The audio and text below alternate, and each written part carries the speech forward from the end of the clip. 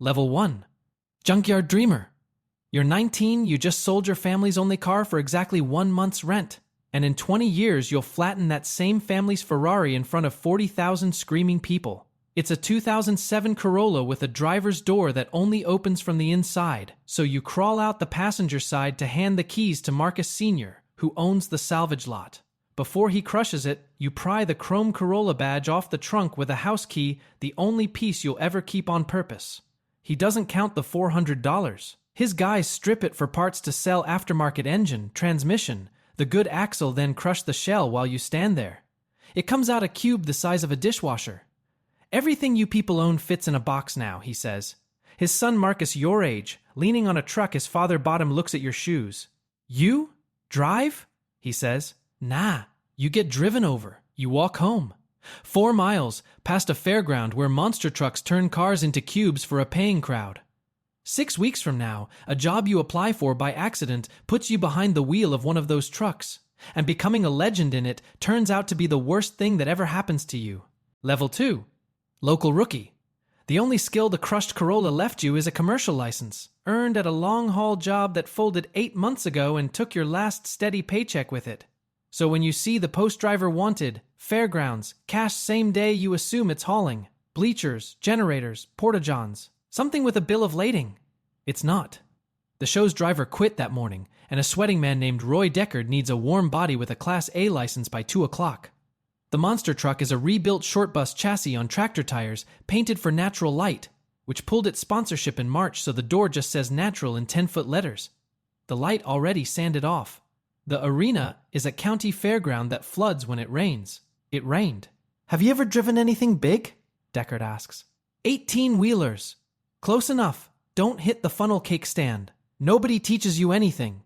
There's a mud pit, 8 junk cars, a Pontiac Aztek, a couple of Dodge Neons, and a PT Cruiser somebody clearly still loved, and 400 people who each paid $9 to watch something get destroyed. Deckard points you at the ramp and walks away to sell raffle tickets. You panic. That's the whole technique, your first time pure panic. You mean to ease onto the ramp, and instead you bury the throttle. And the bus truck doesn't climb the car so much as detonate off them. All 4 tires in the air. The whole thing going sideways in a way nobody planned. You are not driving. You are a passenger in a catastrophe. You land it half crooked, bounce twice, and stop in the mud facing the wrong way. The crowd comes up out of the bleachers like something bit them. You didn't drive well. Let's be honest about that from the start, because everyone else will lie to you for the next 20 years. You survived loud. In this business, that turns out to be worth more than talent. Deckard finds you shaking behind the wheel, mud in your teeth, and he's grinning like a man who just found money in an old coat. Do you know what you've got? He says. You think you're about to get fired. No. Neither do you, and that's the beautiful part. He counts $50 into your hand and adds a warm case of beer someone left in the trailer. People don't pay to watch a man be careful, kid. They pay to watch a man who might die. You looked like you might die. You're hired. The crew drinks the case with you in the mud that night, and you learn the first real lesson of the sport. Everybody out here is running from something, and the beer is how they agree not to talk about it. Cody Vance, 40 and already a legend nobody remembers, hands you a can and says, "Welcome to the circus." It pays in cash and takes it back in pieces. You laugh. You think he's joking. Later, drunk, phone in your hand, you find a clip of a real show, a sold-out arena, network lights, 40,000 people. A driver stepping out of a truck worth more than your childhood home. Men getting rich on camera, doing the exact thing that turned your family's only car into a cube. The thing that destroyed you is the thing that pays. You look at the $50 and the empty cans and the badge you've already taped up by the roll bar without deciding to. You don't want to go home. You want to go bigger. What you don't know is what bigger costs, or that the man waiting up there has the same last name as the one who just crushed your car. Level 3. Amateur driver. You chase the cash onto Deckard's regional circuit, and you build a name fast on the one thing you turn out to be genuinely elite at. Not driving, not winning, not flinching. Other guys lift when the truck goes wrong, they roll off the throttle a half second early. And that half second is the difference between a highlight and a hospital. You don't have that part. Whatever's supposed to make a man protect himself got left out of you somewhere around the time you watched your car become a box.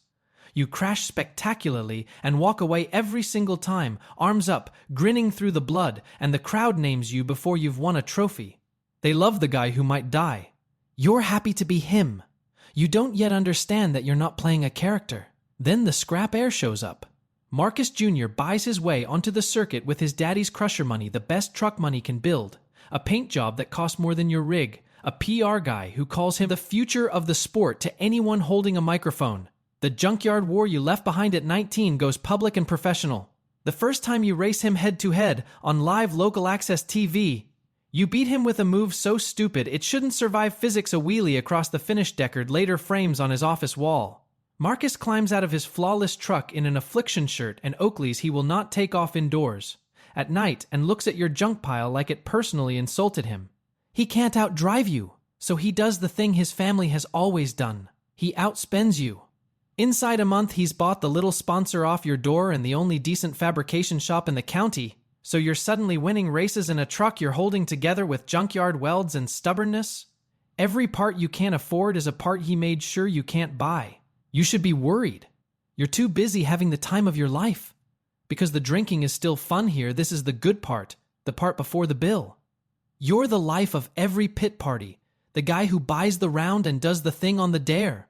Cody Vance drinks beside you every night, this washed-up ghost who was, 15 years ago, exactly what you are now. He watches you do a backflip off a flatbed to win $40 and a case of Busch Light, and he doesn't laugh. This sport loves its wild ones, he says. Right up until it's done with them, then it can't remember their names. He finishes his beer. Ask me how I know. You wave him off. Cody's a bummer when he's drunk, and Cody's always drunk. Deckard, counting the gate you're filling, tells you the thing that lodges under your ribs and won't leave. Winners get forgotten, kid, he says. You know who doesn't? Legends. The ones the crowd tells stories about at bars. For 30 years. Titles fade. A legend is forever if it doesn't kill you first. You want that. God help you, you want to be a story they tell. That week, a national arena promoter calls Deckard's flip phone. They've seen the tapes. They want the maniac from the fairgrounds, the one who doesn't flinch, under real lights, in front of real money. You say yes before Deckard finishes the sentence. Cody hears about it and doesn't congratulate you. He just buys you a beer and looks at you a long time, like a man reading his own obituary in somebody else's face. Level 4. Arena competitor. The arena is everything the fairground promised. Network cameras. 20,000 people in Realtree camo and Monster Energy hats. Everyone dead certain they could do your job drunk, which is how most of them are watching it. The reckless style that made you a local myth makes you a national one. They run your crashes in the commercials. The man who walks away from anything. Here's what the commercials don't run. They don't run the cracked ribs you tape before the physical, the wrist that won't close, the concussions you lie about because a missed show is a missed check. Your body starts sending invoices you can't pay. So you pay them the way everybody does. Pills to drive, beer to sleep, a system of small lies that holds right up until it doesn't. You got married somewhere in the climb, Dana, who came to the early shows when believing was easy. Now she's a phone call from a house you're never in. And on the road, in a different city every Saturday, you start doing the other thing nobody films. You cheat. Motel rooms, buckle bunnies, the whole ugly cliche. You're not special for it, that's almost the worst part. You're just one more wild one running the same play.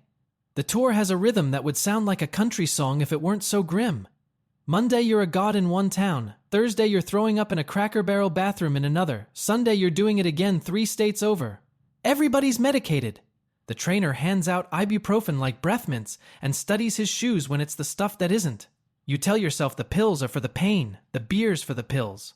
The women are for the empty motel, and as long as the excuses stay in a tidy chain, you never look at the whole ugly necklace at once. And then the sport hands you the joke at the center of everything. Your whole identity, the fearlessness, the never lift, the might diet makes you a star and it makes you a loser. Because you can't win a championship crashing.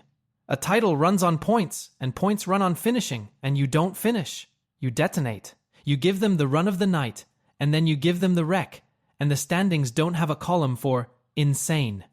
Marcus Jr. drives like an accountant, bankrolled and boring, finishing 5th every week while you flame out spectacularly in 1st. Famous and losing. The 2 worst things to be at the same time. The season comes down to 1 round, and you show up to it hungover, hands not quite steady, and you overcook a jump you could land in your sleep. The truck comes apart around you in front of the cameras. You always walk away. That's the curse. Marcus wins the title driving scared and smart. He buys his first Ferrari and drives it into your pit before you've even loaded the wreck a red Ferrari in a building where the VIP lot is nothing but lifted Silverados and one guy's chromed-out PT Cruiser he is genuinely not ashamed of and lets it sit there. Perfect. So you have to look at it. Scrap money bought this, he says, patting the hood. Scrap's all your family ever was. You know the difference between us? I crush cars on purpose. You just are one. You don't hit him. You want to. You sit in the ruin cab instead, badge cold in your fist. And for the first time, the thing that made you the beautiful, stupid fearlessness doesn't feel like a gift. It feels like a fuse. You've been proud of not having the part that makes a man protect himself. Sitting there, $40,000 in medical debt, married to a voicemail, beaten by a man you're better than. You finally understand what that missing part actually was. It was the brakes. And you've spent 10 years bragging you were born without them. You're about to learn what that does to a man at the bottom of a long hill, all of it, in the same 30 days. Let me say one thing and then I will not bring it up again. A lot of you asked how I make this style of YouTube videos, so I gathered all my tactics for starting a channel like mine in this guide. If you want it, the link's below. Now let's get back to the video. Level 5. Professional driver. Rock bottom doesn't come as one thing. It comes as a pileup.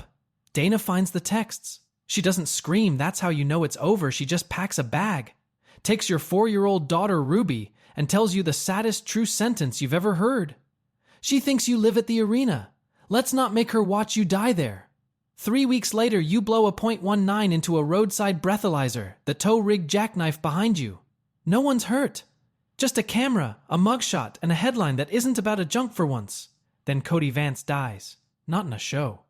On an empty highway at 4 a.m, sober miles from any crowd, drunk behind the wheel of a truck you wrapped around nothing at all. You carry the casket. And you look around the funeral and the thing that drops the floor out from under you isn't the grief. It's that nobody's surprised. Everybody in that room saw it coming from 10 years off, including Cody, including you, and nobody did a thing. Because stopping it meant admitting the whole circus is a slow way to die that pays in cash. You stand over a hole in the ground and you see your own name on the stone. Same truck, same nothing highway, same nobody surprised. That's the day you get sober. Not for Dana, not even for Ruby, for the plain animal fear of the box they were about to put you in. No wise old master shows up, no specialist with a secret. You get sober the ugly way, in church basements and long shaking nights, and you rebuild yourself in a junkyard, with your own hands, out of scrap the Marcus family would have crushed for parts. You build a new truck from garbage, and you pull the Corolla badge out of the old cab and weld it into the new dash, because this time the whole machine is yours. And you rebuild your driving to match it. Finish first, flash second. Stop dying pretty. Start winning ugly. You teach yourself the brakes at 31 years old, one terrifying lap at a time, and it feels like learning to walk after bragging your whole life you could fly. Your first fully sober season, you win a championship series round. Not the run of the night. The smartest one, a quiet, clean, boring, brilliant drive that scores points instead of headlines. The crowd claps, but it's a different clap.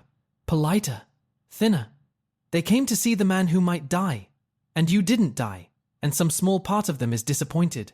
You hear it. You stand in the lights you fought a decade and a marriage and a friend's funeral to reach, and you can hear the exact sound of a crowd missing the version of you that was killing you. You win. You're just not sure they love you sober. Marcus Jr. hears that thinner clap too, and he understands, the way only a rival can, that he can't beat this new careful version of you on the dirt. So he stops trying to beat you on the dirt.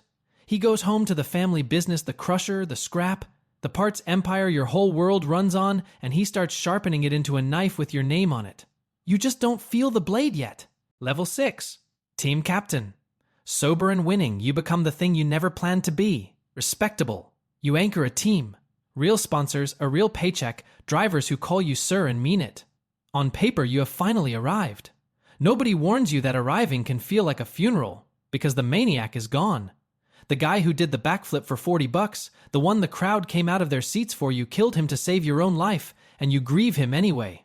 You win races now, and feel the arena missing a man who's standing right in front of them.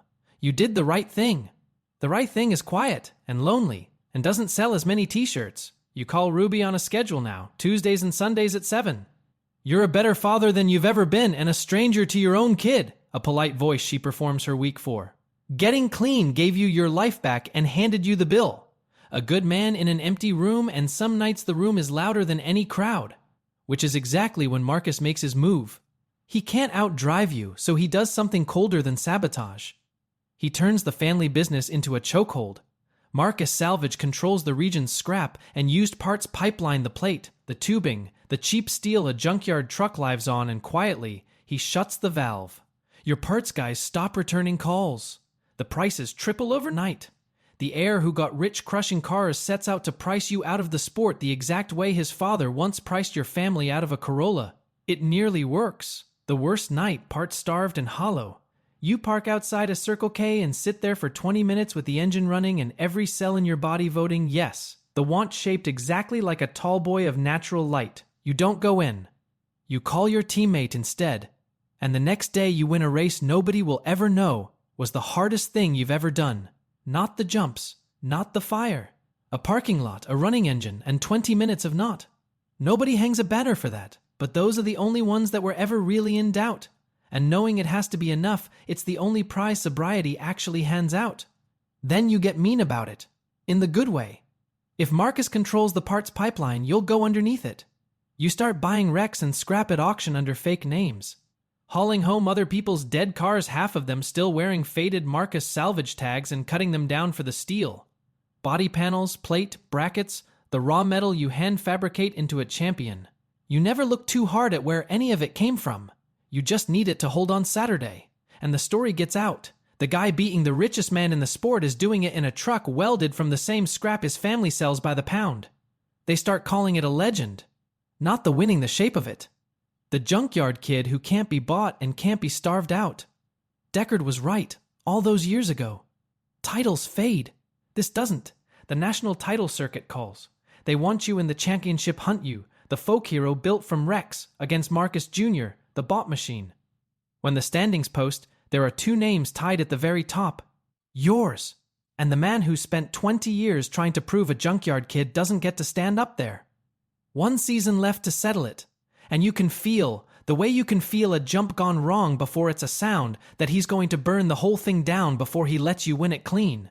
Level 7. Championship contender. Championship season. You and Marcus Jr. dead even at the top every weekend a knife fight. The junkyard dog and the scrap heir running for the world title 20 years after a crusher started the whole thing. Losing on the track, Marcus opens a second front off it. He can't beat your driving, so he attacks your story. He feeds the broadcast your file the DUI mugshot, the cheating that ended your marriage, a long lingering shot of you carrying Cody's casket, all of it stitched into a segment asking whether this is really the man the sport wants to crown. He tries to win the championship in the press box because he can't win it in the seat. And the ugly thing is, it works a little. The thinner clap gets thinner. You feel the crowd doing math on you. Then the season cracks open on one qualifier, and the sport hands you a test no point system can score. Marcus overdrives. Desperate to beat you straight up for once.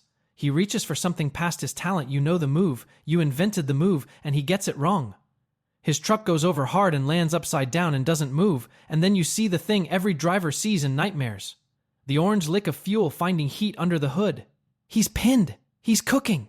And you are leading. One clean lap from clinching the round. From the points, from 20 years of being right. You could tell yourself you didn't see it. Plenty would. You stop the truck. You climb out and run to the man who called your family scrap, choked your parts, put your worst night on TV that morning, and you drag him out of the fire while 40,000 people watch the junkyard kid save the scrap heir's life on live TV. It costs you the qualifier. It might cost you the title. You don't remember deciding. That's the part that stays with you. You spent your whole life bragging you had no brakes. And the thing that made you stop wasn't fear or strategy. It was the last decent reflex you had left, going off before your ambition could talk it out of it. The replay runs on every network by midnight, not the qualifier. Nobody remembers who won that. Just the 10 seconds of you dragging a man who hates you out of a fire. Marcus's smear segment dies the same night. Turns out you can buy a lot in this sport. You can't buy what a man does with a clean lap in front of him and a rival cooking behind him. Marcus, dragged clear, singed, alive, doesn't say thank you. He gets up in front of the cameras, humiliated in the one-way money can't fix saved, in public, by the man he spent 2 decades trying to bury, and does what a cornered rich man does. He doubles down. "One show," he says, loud enough for every microphone and the affliction shirt his own sponsors keep begging him to stop wearing on camera. "You and me. Winner takes the title, and the loser watches his truck go in the crusher. I'll even sweeten it." And drunk on his own PR, 20 years of pride roaring in his ears, he puts up the one thing he loves more than winning. "My Ferrari against your junk pile. Loser's ride gets flattened in the center of the arena, unless a Junkyard kid doesn't have the guts. The building goes quiet. You think about a Corolla, about a cube the size of a dishwasher, about a 19-year-old walking 4 miles home, swearing a thing he had no way to keep. Deal, you say. One show. His Ferrari or your junkyard truck goes into the crusher in front of the world 20 years after a Corolla did. You just have to win it first. Level 8. World Champion. The Grudge Show is the title decider. They build the broadcast around it, his bought perfection against your garbage-built truck, a Ferrari and a junk pile waiting by the crusher for whoever loses. 20 years ago, you'd have won this on pure insanity or died trying. Tonight, you win it the other way, the way that cost you everything to learn. You don't reach for the biggest run. You reach for the right one, clean lines, landed jumps, nothing left on the table. You drive like the careful man you used to mock from the wrong side of a beer, and you beat him by the width of a single smart decision he was too rich to ever have to learn how to make. World champion. The junkyard kid, in a truck welded from the kind of scrap his family sells by the pound. And here's the strange thing. You feel it this time, not the old firework. Something quieter and harder to hold the specific ache of winning by becoming your own opposite, of standing in the confetti as proof that what finally worked would have bored the 19-year-old to death. You can't tell if it's pride or just exhaustion wearing pride's jacket. Then you find the one seat that matters. Ruby's. 8 years old now, up in the stands with the aunt, who raised her while you were becoming this. She came. She's on her feet, clapping, this small, furious clapping, and you have to look away before the whole arena sees the world champion come apart. Marcus doesn't quietly disappear the way beaten men do in stories. He goes broke out loud. A season of spending to beat you, an empire over-leveraged on his own hype. A losing bet on himself, it all comes due at once, and Marcus salvage and crush starts folding under its own weight. The crushers go quiet. The family that made its name flattening other people's things gets flattened by a ledger. You wait to feel triumphant about it. Mostly you just feel how long it took. You thought watching him fall would finally let you set the stone down. It doesn't. It just sits there heavier, because now you know the thing the 19-year-old didn't. The crusher was never going to make you whole. Only ever even. In the tunnel after, Ruby finds you. She's shy, and you're a stranger with a trophy, and she looks at the scars on your hands and says the 6 words that mean more than the title ever could. You didn't die. That's something, Dad. It isn't forgiveness. You know the difference, you paid enough to learn it. It's a door, cracked an inch, after years of being shut. You'd trade every championship in the rafters to keep it from closing? And the grudge bet still stands. You won. Which means the whole sport now expects you to do the thing he swore you'd never have. The guts to roll his beloved Ferrari into the center of the dirt and flatten it. On camera, with a truck built from garbage, he can't buy his way out. The name he was so proud of is riding on him, honoring the bet he made drunk on his own importance. His car, your crusher, everything finally circling back to a junkyard lot and a boy who swore he'd remember. Tomorrow night, you get to answer 20 years with 10 tons of steel. You should feel nothing but ready. You feel underneath the ready, one small cold thing you can't quite name yet. Level 9. Monster truck legend. They roll his Ferrari into the center of the dirt under the lights. Red. Flawless. The 488 he posted from every angle for a year. Worth more than the street you grew up on. The whole sport is watching a rich man pay a bet, his pride wrote, and up in the good seats, older and quieter than you've ever seen him. Marcus Sr. is watching his son's proudest thing wait for the crusher. You climb into the junkyard truck. The Corolla badge is welded in the dash, right where your eyes go. You idle to the top of the ramp, and you don't rush it. You've waited 20 years. You can spare 8 seconds. Then you come down on his Ferrari with 10 tons of steel, and you don't stop at one. You back up and you come again and again until the most expensive car in the history of the sport is a cube the size of a dishwasher. Red, this time. For 1 second, it is everything. The 4-mile walk, the roast, the passenger door. Your car becoming a box while a rich kid laughed all of it answered, in the language the Marcus family taught you themselves. Then the crowd noise crashes over you, and under it the old thing wakes up. The bright, bottomless rush of destroying something, the exact feeling that once made you a star and a drunk. It still feels good. That's the part nobody warned you about. So you do the thing the 19-year-old couldn't have. You don't keep the cube for a trophy. You load Marcus Jr.'s crushed Ferrari onto a flatbed and drive it across town to Marcus Salvage and crush to the same lot where a Corolla died and set it in the dirt where you last saw your car hole. Marcus Sr. comes out. He's old. The crushers behind him sit silent, repossessed, and looking at the dead lot, you finally see what the affliction shirts and the Ferrari were hiding. They were never as rich as the show. A Junkyard family cosplaying old money, one bad season from the poverty they mocked you for, performing wealth the exact way you performed fearlessness, a costume over a scared kid. Marcus never crushed you with money. He crushed you with a rumor of it. Then the old man doesn't look at the cube. He looks at your truck, at the hand-cut steel of the body, the plating over the cage, and goes still. He runs a thumb across a panel and finds his own stamp in the metal. Marcus Salvage, a lot number he inventoried by hand. "This steel came off my floor," he says, and reads the number and lands on the date. "The week your car came through." And the floor drops out of the night. You built that truck from auction scrap under fake names. From the aftermarket his own family feeds, and the crushed shell of your Corolla went into that scrap stream 20 years ago and cycled back through his yard into your hands. You can't prove it. You don't have to. The metal that built this truck came off the floor where they flattened your family. The car they crushed is the steel that just crushed the Ferrari. It was never you avenging the Corolla. It was the Corolla avenging itself. You just drove. You lay the badge on the cube and hand him back his own words. "Everything you people own," you tell him, "fits in a box now." Then you leave. You don't look back. You know it landed. Legend was never the titles. You give those away a kids program, a museum, anybody. What the town keeps, what they'll tell at bars for 30 years, is the Junkyard kid who drove out of the scrap heap and came back to leave a cube on their doorstep. The following Sunday you take Ruby to a nothing county fair. Small time. Flooded lot. A nervous nobody in a Fox Racing jersey 2 sizes too big is about to make his first run in a rebuilt short bus that some sweating promoter swears is a monster truck. You buy 2 tickets and sit in the cheap seats sober with your daughter and watch him panic off the ramp exactly the way you once did. You don't go hand him a key. You're done making legends. You just clap the real kind, the loud kind from the right side of the fence for once. If this story stayed with you, like and subscribe for more.